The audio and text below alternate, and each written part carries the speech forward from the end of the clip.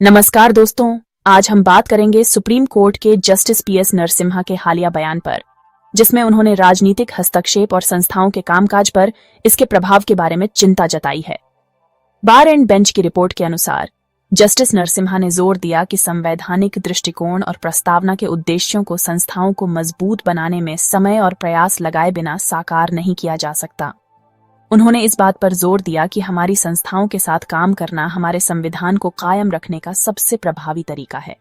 Justice Narasimha ने संस्थागत परिवर्तन के लिए 5 आवश्यक बदलावों को रेखांकित किया।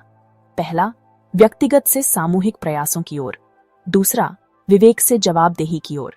तीसरा, गोपनीयता से पारदर्शिता की ओर। चौथा, शक्ति से जिम्मेदारी की ओर।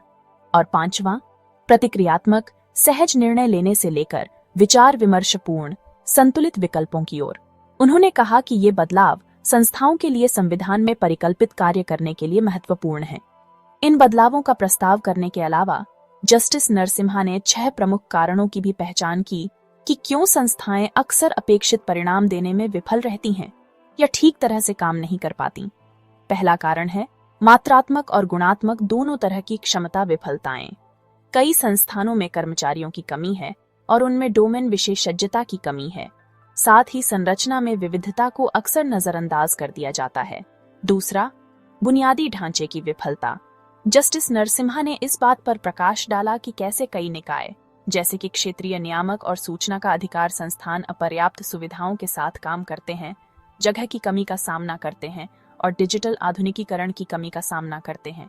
तीसरा, स्वायत्तता की कमी। वित्तीय और निर्णय संबंधी दोनों संस्थाओं की स्वतंत्र रूप से कार्य करने और सार्वजनिक प्राधिकारियों को जवाबदेह बनाए रखने की क्षमता को महत्वपूर्ण रूप से बाधित करती है। चौथा, प्रवर्तन विफलताएं। संस्थागत निर्णय अक्सर स्वयं निष्पादित नहीं होते हैं तथा कार्यान्वयन के लिए बाह्य सहयोग पर निर्भर होते हैं।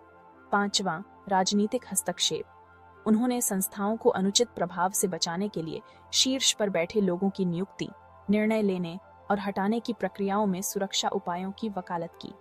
अंत में उन्होंने संस्थाओं के बीच ओवरलैपिंग जनादेश और खराब समन्वय को महत्वपूर्ण कारक बताया, जो उनकी दक्षता और प्रभावशीलता को बाधित करते हैं। जस्टिस नरसिम्हा ने संस्थागत प्रदर्शन पर निरंतर बातचीत का आग्रह करते हुए अपना भाषण समाप्त किया। उन्होंने जोर देकर कहा कि इस तरह की चर्चाएं कानूनी विद्वत्ता तक सीमित नहीं होनी चाहिए, बल्कि भारत के लोकतांत्रिक संविधान के व्यावहारिक कामकाज में सक्रिय रूप से योगदान देना चाहिए। दोस्तों, हमें अपने संस्थानों को मजबूत बनाने के लिए मिलकर काम करना होगा। उम्मीद है इस वीडियो ने आपको जानकारी दी होगी। अगर आपको यह वीडियो पसंद आया हो तो लाइक और सब्सक्राइब करना न भूलें। धन्यवाद।